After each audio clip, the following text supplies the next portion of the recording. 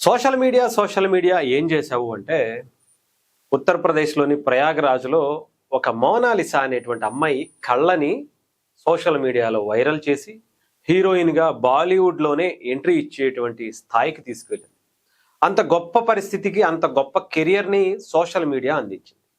ఆ తర్వాత ఇప్పుడు ఆమె కెరియర్ అంతా కూడా బాగుంటుంది అనుకునేటువంటి ఈ టైంలో చాలా బ్రాండ్లకి ప్రమోషన్స్, చాలా యాడ్స్ అవి కూడా చేస్తున్నటువంటి ఈ టైంలో ఆమె లవ్ జిహాదీ ట్రాప్లో పడింది అనేటువంటి మాటలు వినిపిస్తుంది. ఎందుకంటే రీసెంట్గా ఆమె పెళ్లి చేసుకుంది.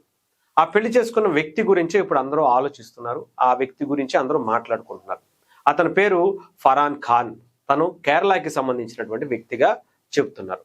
ఆమె పెళ్లి చేసుకుంది కూడా కేరళలోనే. అదేంటి, ఆమె ఉండేది ఉత్తరప్రదేశ్, కానీ ఇక్కడ కేరళకి ఆమెకి సంబంధం ఏంటంటే ఆ ఫరాన్ ఖాన్ అనేటువంటి వ్యక్తి గతంలో కొన్ని ఆడిషన్స్ కోసం కొన్ని సినిమాల్లో బాలీవుడ్లో ఏదో క్యారెక్టర్ల కోసం అతను వెళ్ళాడట. అక్కడ వీళ్ళిద్దరికీ పరిచయం అయిందంట.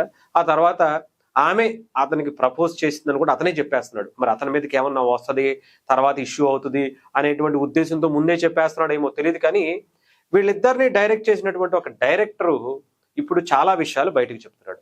ఇది 100% లవ్ జిహాదీయే.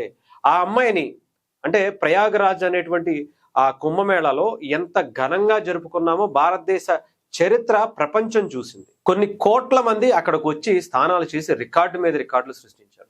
నిజంగా చెప్పాలంటే ఈ భూమి మీద అలాంటి చరిత్ర ఇప్పటి వరకు అలాంటి అంతమంది జనం ఒకటేసారి ఒకే ప్లేస్కి వచ్చి స్నానాలు చేసినటువంటి పరిస్థితే లేదు. అది ప్రయాగరాజ్కి రికార్డుల మీద రికార్డులు సృష్టించింది. అంటే హిందువులందరూ యూనిటీగా ఉంటే ఎలా ఉంటుందో జస్ట్ ఒక శాంపుల్గా చూపించారని కూడా చెప్పచ్చు.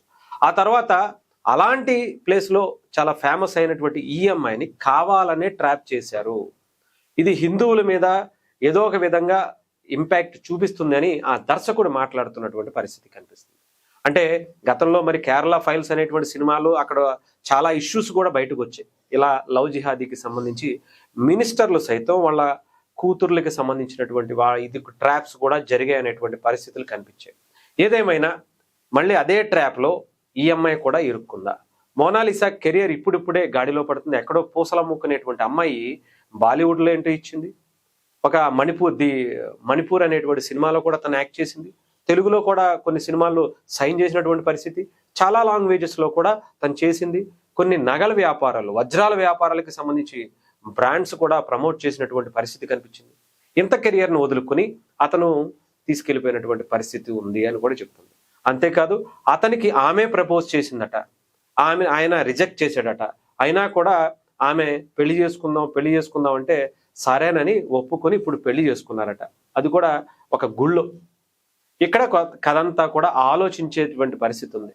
ఆమెను కూడా ట్రాప్లోకి తీసుకొచ్చి ఆమెని ఇలా చేసేటువంటి ప్రయత్నం చేశారు. ఆమె చాలా అమాయకురాలు. ఎక్కడో పూసలు అమ్ముకునే అమ్మాయికి అంత మెచ్యూరిటీ ఎక్కడ ఉంటుంది?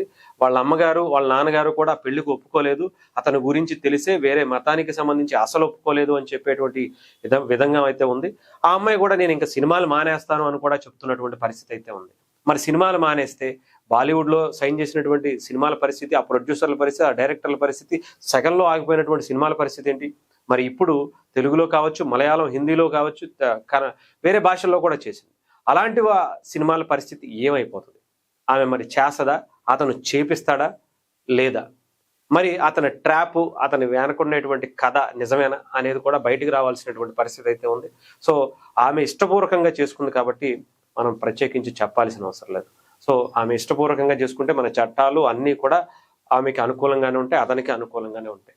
ఏదేమైనా ఇష్యూ అయితే తప్ప ఆమెగా బయటకు వచ్చి ఏదన్నా జరిగితే తప్ప మనం ప్రత్యేకించి చెప్పాల్సిన అవసరం లేదు. కరెక్ట్గా లాస్ట్ ఇయర్ అనుకుంటా, లేకపోతే 2 సంవత్సరాల క్రితం ప్రయాగరాజ్లో జరిగినటువంటి ఆ కుంభమేళ కరెక్ట్గా మళ్ళీ ఇదే టైంకి సంవత్సరం తిరిగే లోపే ఆమె కెరియర్ మళ్ళీ మసకబారిపోయినటువంటి పరిస్థితికి ఆమె ఫుల్ స్టాప్ పెట్టుకున్నటువంటి పరిస్థితి కూడా కనిపిస్తుంది. మరి నెక్స్ట్ ఇయర్ ఇదే టైంకి మరి ఏం జరుగుద్దో? సంవత్సరం తిరిగే లోపే సంవత్సరం క్రిందట ఆమె ఒక పూసలు అమ్ముకునే అమ్మాయి. ఇప్పుడు సంవత్సరం తిరిగిన తర్వాత ఆమె ఒక హీరోయిన్గా సెటిల్ అయింది.